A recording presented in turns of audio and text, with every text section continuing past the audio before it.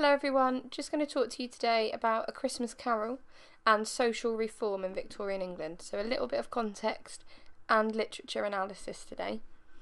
I think one of the things that is really overlooked by students with this text is Charles Dickens' role as a social reformer. His work was an act of creativity and he definitely loved literature and words, but he was also using them for a political motive.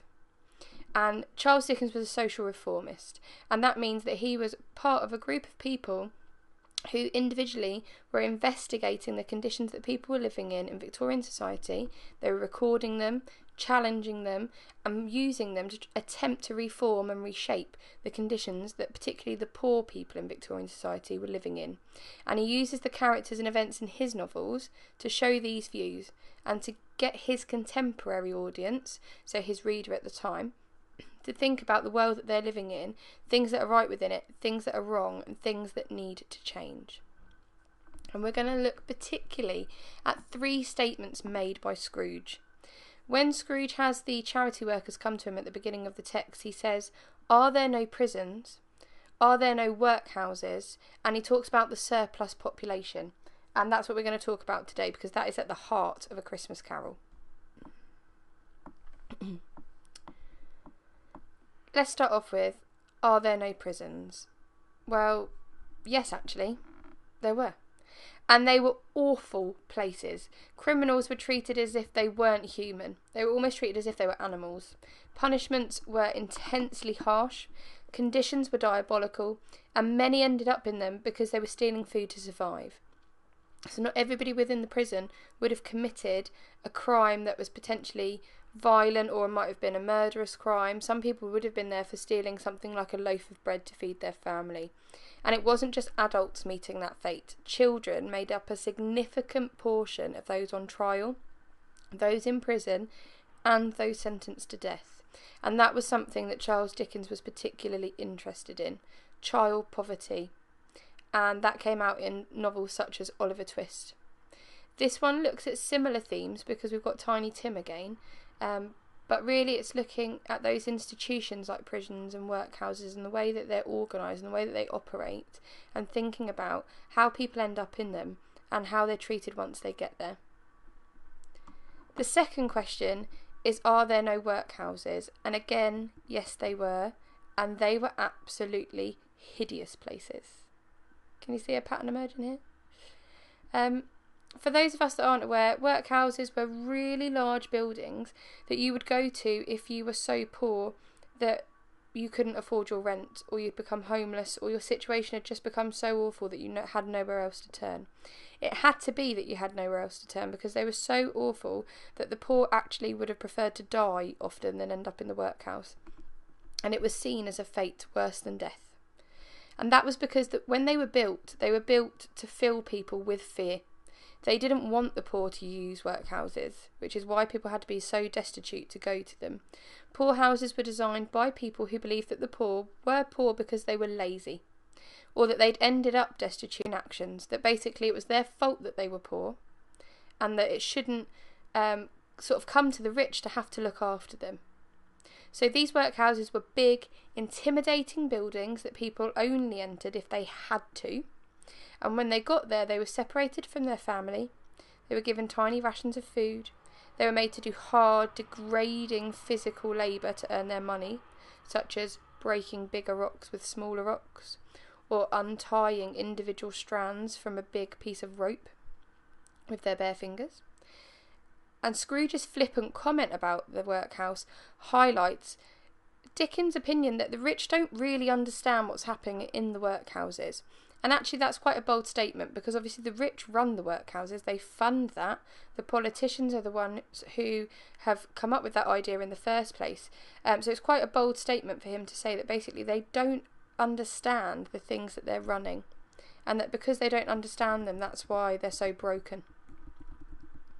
And that leads hand in hand with the surplus population comment.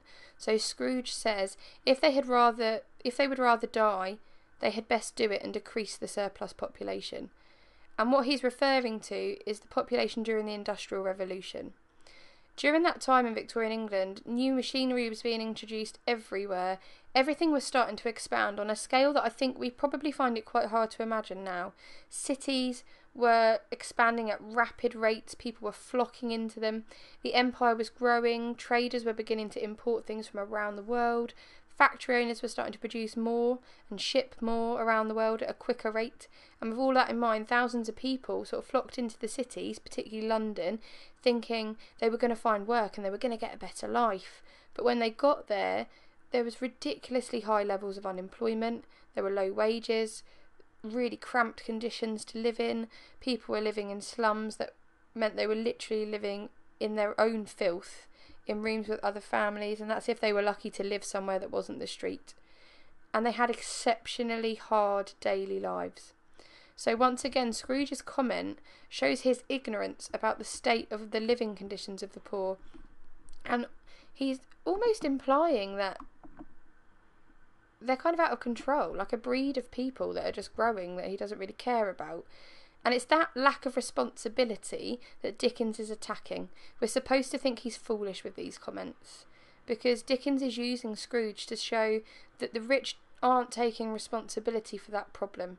That being flippant like Scrooge means that that issue that exists isn't really being considered, and it isn't being debated, and there's no resolution to the problem, because people are just sort of flippantly saying, oh well, they can just die then. And actually, what Dickens wants them to consider is, why would the poor rather die? Or why are there so many people in need in the first place?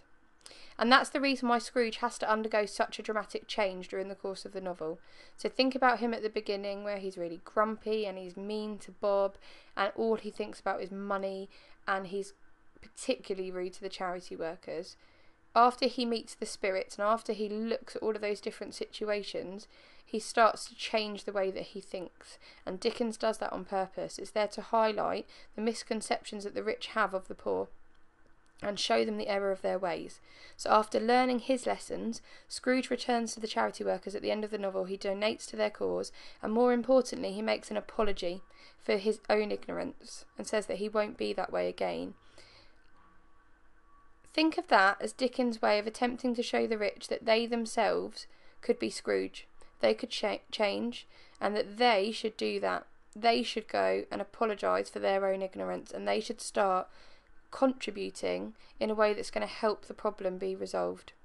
It's their job to find a way to stop people having to enter the workhouse, to think about why the surplus population exists, and to really consider the conditions in which people are treated in all of these different buildings that are run by very powerful people in society. So he's kind of asking them, what are you going to do? Are you going to be Scrooge at the beginning, or are you going to be Scrooge at the end? And all of that is part of his work as a social reformer. This book is almost a tool in his social reform. This is him saying, this is what I think's wrong. This is how we need to change it. Are you going to have the courage to do that?